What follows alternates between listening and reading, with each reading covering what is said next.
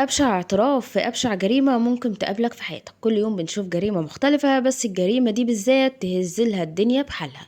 اللي حصل ان طفل عنده 13 سنة قطع زميله عنده 12 سنة، قطعه ل6 قطع، رمى منهم 5 وكال قطع. والسبب ان هو يعمل حاجة زي ديت ولا سرقة ولا انتقام، لسبب تالت عمره ما يخطر على بال اي حد. واول ما اعترف بالسبب كان صدمة لكل اللي موجود. تيجي نشوف التفاصيل، بس في الأول صلى على النبي. تفاصيل من البداية إن في طفل مختفي اسمه محمد أحمد محمد عنده 12 سنة. اللي حصل إن هو اتغيب عن البيت فترة، فأهله قلقوا عليه فراحوا عملوا بلاغ. وطبعا زي ما احنا عارفين إن البلاغ بيتم بعد 24 ساعة، فأهله استنوا إن المدة دي عدت وبعد كده راحوا بلغوا. طبعا الأجهزة الأمنية والمعنية أول ما جالهم الخبر باختفاء محمد بدأوا إن هم ياخدوا اتجاه إن هم يبحثوا عن سبب غيابه، بس ما كانوش يعرفوا ان سبب غيابه جريمة بشعة وكان محمد ضحية فيها بدون اي سبب. طيب الموضوع اتكشف منين او بدأوا ان هم يعرفوا محمد منين ويعرفوا الجريمة البشعة منين؟ في يوم من الايام المركز التجاري لقى فيه قطعة كده عاملة زي قطعة من اعضاء جسم مرمية ورا المركز. فبدأوا ان هم يتصلوا بالاجهزة الامنية والمعنية، وعلى طول ما كدبوش خبر، فبدأوا ان هم يشوفوا ولقوا فعلا ان دي قطعة اشلاء من جسم بني آدم أو جسم طفل. فبدأوا من هنا ان هم يرجعوا للواقعة ان كان في حد مبلغ على اختفاء طفل اسمه محمد. فبدأوا ان هم يراقبوا الكاميرات وبدأوا يشوفوا ايه اللي حصل. لقوا ان محمد اخر مرة خرج من بيته خرج مع يوسف ايمن، وبدأوا ان هم يسألوا على بيت يوسف ايمن ويراجعوا الكاميرات اللي قدام البيت. ولقوا فعلا ان اليوم اللي اختفى فيه كان متواجد في بيت يوسف ايمن، وان هو طلع ومنزلش. بدأت الأجهزة الأمنية والمعنية التوجه إلى بيت أيمن، وأثناء تفتيش بيته لقوا فيه آثار دم. فهنا بدأت الجريمة تثبت على إن فعلا أيمن عمل حاجة في محمد.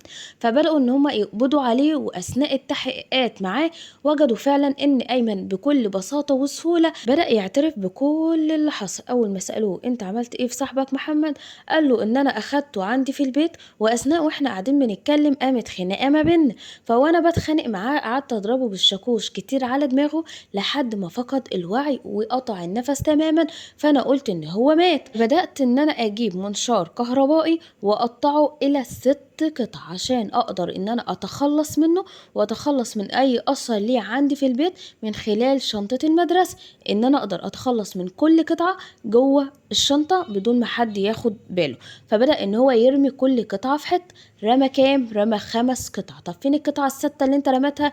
بكل وقاحة وبجاحة قالك انا كلتها. واللي ابشع من كده يا ريته قال كلها وسكت، لا قالك طعمه حلو ويشبه البانيه الكريسبي يا ولا كده من الطروف. بعد طعم البانيه وبطعم الكريسبي واعترافه البشع، الاجهزة الامنية والمعنية قالت لك لا ده احنا لحد هنا وستوب، في حاجة غلط ولازم نعمل تحريات عن الطفل ده وعن قوته العقلية وعن الحياة اللي عايش فيها، لان ده مش اعتراف طفل طبيعي. يعني ايه طفل عنده 13 سنة يعمل كده في واحد صاحبه عنده 12 سنة؟ ده ما تخطرش على بال حد عنده 30 ولا 40 سنة.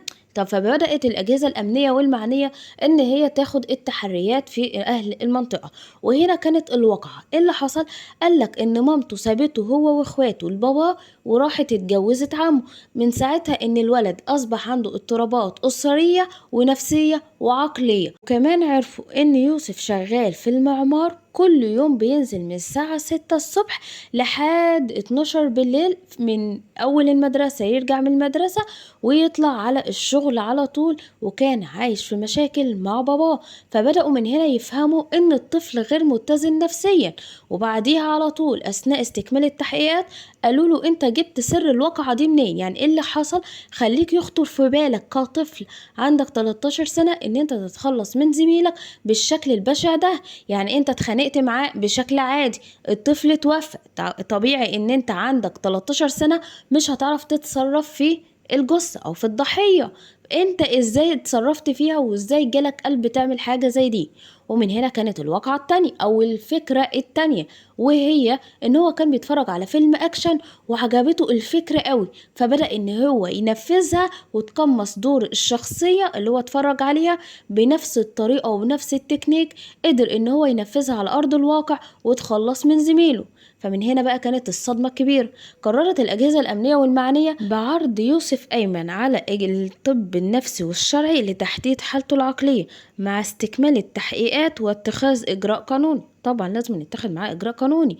إذا كان طفل متزن عقليا فلازم يتخذ معاه أبشع إجراء قانوني أو أقصى عقوبة من إجراء القانوني عشان يكون عبرة لأي حد، ما مش أي فيلم تتفرج عليه تروح تطبقه على أرض الواقع. ودي كانت نهاية التفاصيل. أشوف التفاعل بتاعكم وأشوف آرائكم في الكومنتات، وأشوفكم في فيديو جديد. في أمان الله، مع السلامة.